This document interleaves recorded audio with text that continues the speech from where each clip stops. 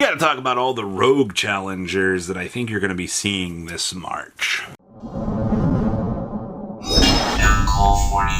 Mazamudaros, no problem. Droll Limited 2, oh boy. So White Forest enters into the fray here. I think as a pretty decent rogue challenger. I thought originally that this deck was going to be one of the top competitors. Because, you know, when you have less Droll and Lockbird to lock into, and your deck suddenly feels, you know, dare I say, 99% more consistent than, you know, a lot of the current meta, then it really kind of feels like, you know, your deck's going to just do just fine. But it hasn't been the case. I feel like White Forest is a deck that takes a great amount of skill. And obviously, in this current meta, a lot of people just don't want to take the time to learn the skill trees and actually build up through these big boards, which, you know what, I don't really blame you for that. It's just kind of a situation of the meta development and so forth. But I do think that this deck remains one of the most solid challengers that you can pick up and actually work with.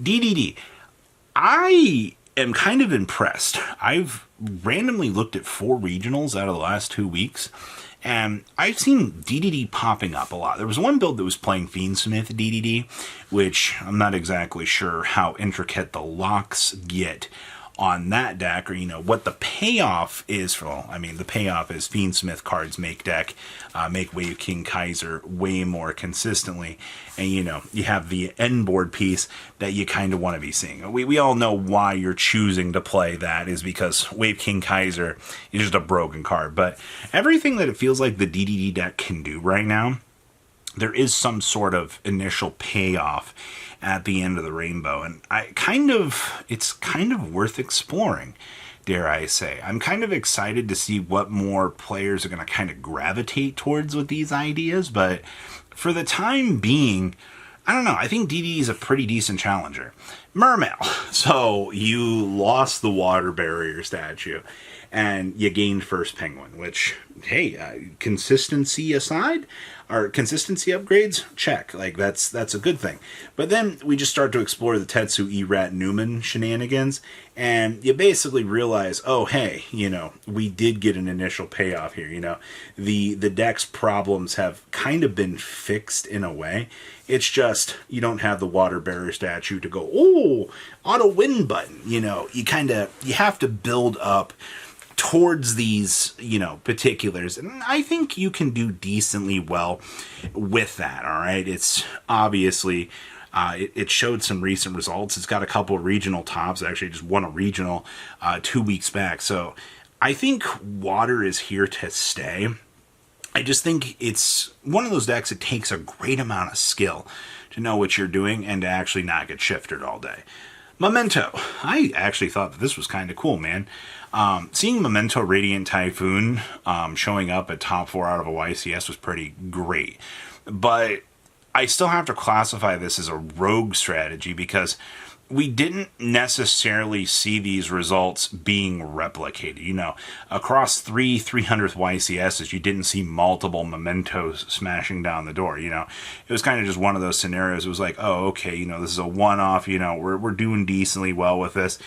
And that's okay. There's nothing wrong with having a one-off deck doing decently well. You got to remember your payoff is going to be, you know, can me make big field gonna be okay, and that's what Momento does. I mean, also being able to attack directly for lethal, no matter what your opponent has on the field, yeah, it's pretty ignorant, honestly, which is kind of nice.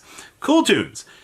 So, Cooley Tunes did a lot of cool work recently. They actually, I think, just won a regional recently, which was really, really cool, man. Because you don't really think about, oh, hey, you know, Cool Tunes in their current state, like, oh, just take them to Genesis format. No.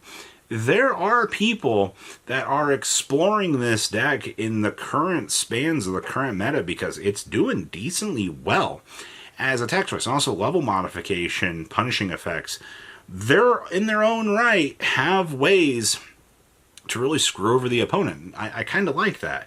That's the kind of stuff that you look at and you go, ah, yes, we can actually work with that. So I do hope, honestly, And no matter what cool tunes have going for them, I hope they continue on the rogue train until obviously we do get to Blazing Dominion. But you got a lot of little hiccups you got to go through for the next couple weeks of this meta to actually, continue to get results. Fire Kings. I'm not surprised about this either. Fire Kings, one thing that Fire King has had going for it consistently throughout the years is they can continuously blow up a field, and their job is to inconvenience the living crap out of you. It's like, oh, hey, me set up big field. Okay, cool. We plow through this now. We're not going to have any problems. Oh, come into the next turn. Okay, cool. We can continue on with what we're doing. That's kind of the takeaway with the reason why Fire King still remains, I think, probably one of the most decent challengers that you can kind of walk into in a meta room and do well with. But you have an uphill battle. Like a lot of these rogue decks, not everything is going to be easy peasy. I can't expect every match to just be an easy free win because it's just impossible to have that. So yes, there is an actual avenue for this. Sky Striker. Well, Striker is getting all of its cool new cards this month. We're finally going to be able to fine-tune this deck to the point of, getting the Link one, getting the appropriate extra support cards. We're getting a lot of the missing stuff to make this deck really, really easy. And also, it's going to be available straight out of the box for a lot of people. The only caveat is, you're going to have to go spend some money on some Forbidden Crowns if you want to build the crowns into the deck. And I know a few people aren't going to be too happy with having to spend the money on the particulars of that. But I think that's okay.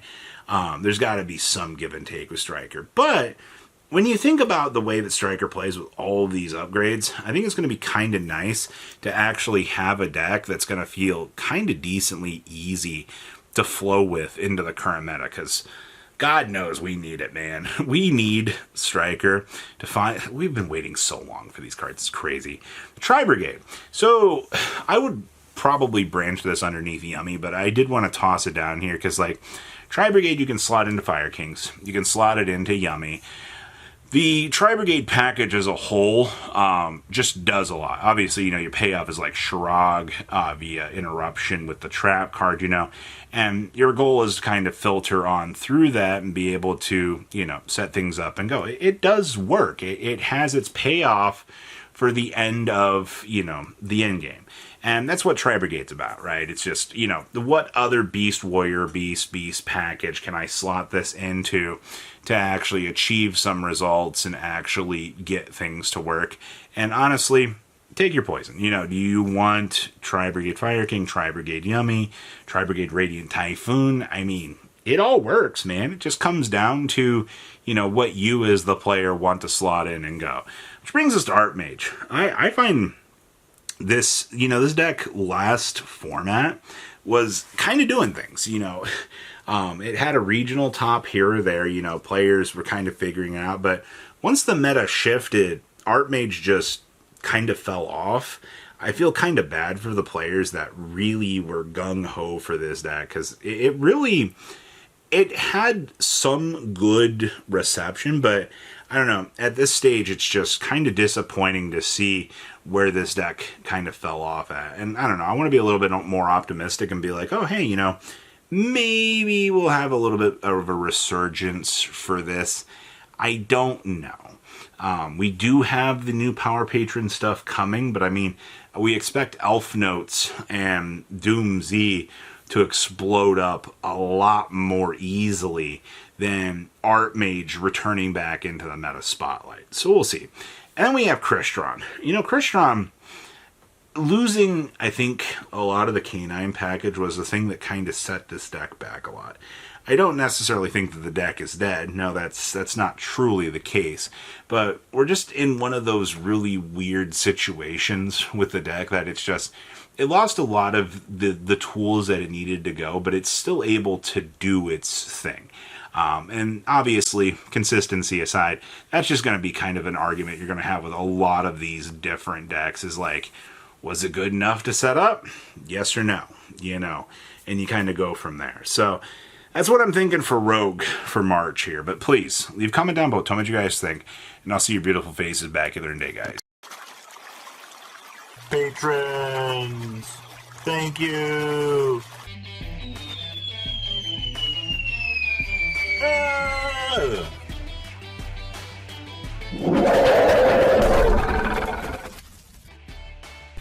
Thank you so much for watching. Check out these other videos.